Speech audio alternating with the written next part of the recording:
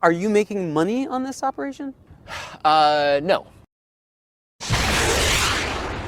Hello and welcome to True Crime Rocket Science, the most authentic voice in true crime.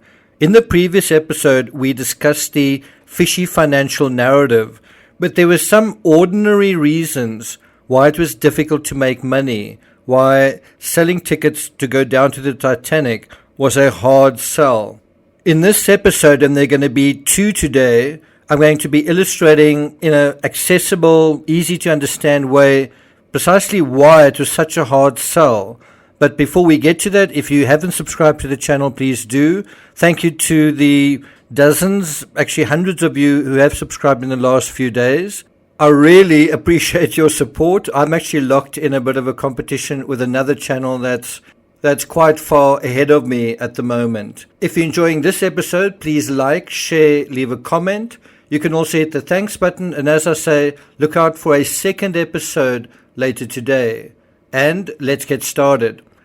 Now, I don't know about you, but even if I had the money, even if the Titan was certified as safe, and it was safe, I'm not sure if I'd really want to go. It's about the level of discomfort. I have sort of the same feelings about climbing Everest. I'd really like to climb Everest, but, being in a frozen tent for days and nights on end, not able to breathe, is that something you really want to do? Do you want to sit in an icebox for, weeks on end? But in terms of this, it's about what a shipwreck actually is at the bottom of the ocean. It's basically murk and silhouettes. It's like looking at a giant car wreck. And I was recently listening to an interview David Poe gave to quite a small channel, but basically saying that how generous Stockton Rush was in allowing PH Nargilé to go down. He was essentially sacrificing $250,000 each time. But the flip side of that is, if you're going down and you don't know really what you're looking at, there's no historical context, then you're basically just looking at a chunk of rusted metal underwater. That's really all that there is to it. And of course, the history does bring it alive to some extent. To a large extent, clearly. In any event, this is what it is like, essentially going down in this vehicle. Imagine getting into a SUV with no seat, no aircon, in the middle of the night and driving for 2 to 3 hours in the pitch dark. The vehicle is constantly making noises. There's sort of rattling sounds. It's freezing inside, and there's no heater either. If you're lucky and you're part of the 14% who don't get lost, you or someone else eventually parks this SUV next to an old, enormous abandoned house, sitting in a vast swamp of mud and nothing else. Now you get to turn your headlights on and turn it on bright. The trouble is the windshield is sort of fogged up, so you can only look through a single round area in the windshield about the size of a basketball, and there are 5 of you in the SUV.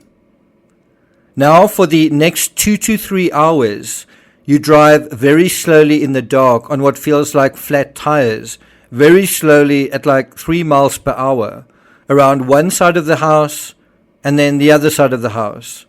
You shine your lights at the static structure in the dark and spend half an hour or an hour just sitting there. You're not really allowed to eat or drink, and going to the restroom is something you're probably not going to be doing either.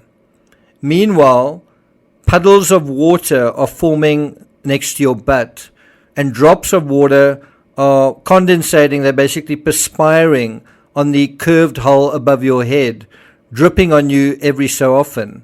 Ice cold drops of water.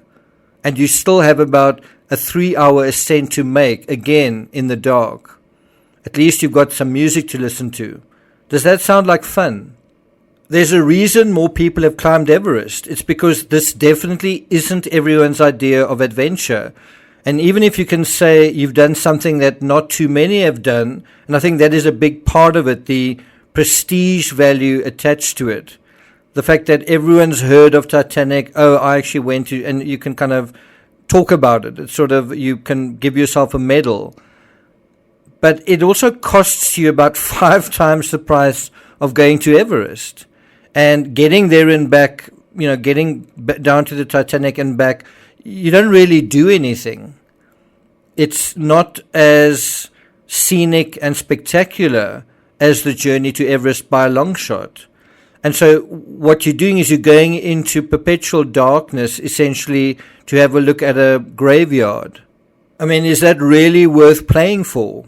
Is that really worth paying for?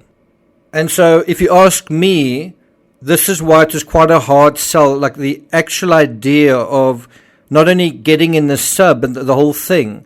So do you see the basically 3 opportunities for financial failure in this sense? The first one is the potential client just not interested, hypothetically being interested, but when you come to sell them the ticket, then they show hesitation. The second is when they overcome those fears and they go to Newfoundland and they're on the ship and the ship is bobbing around and they have a sort of a David Poe moment where they start having second thoughts perhaps. They start having nightmares. They start to have doubts. And then they might withdraw. And then the third opportunity is when the CEO, for whatever reason, decides, well, we've got a glitch, something's not working, our navigation doesn't match, and then he calls it off. And so I think this fairy tale idea he had of busing people down to the Titanic, I think he didn't really think it through how many people were really interested in doing that. He should perhaps have polled and evaluated and gotten some statistics on this particular area. Sure, Titanic is one of the most recognizable names, but that's totally different from wanting to go down there and paying a king's ransom to do so. Does that make sense? So I'm not going to take it any further than that right now, but what I do want to do is take you all the way back to the surface. So instead of spending time in thoughts experiments beneath the surface, as we've been doing, I want to reverse engineer the story, and it really is fascinating.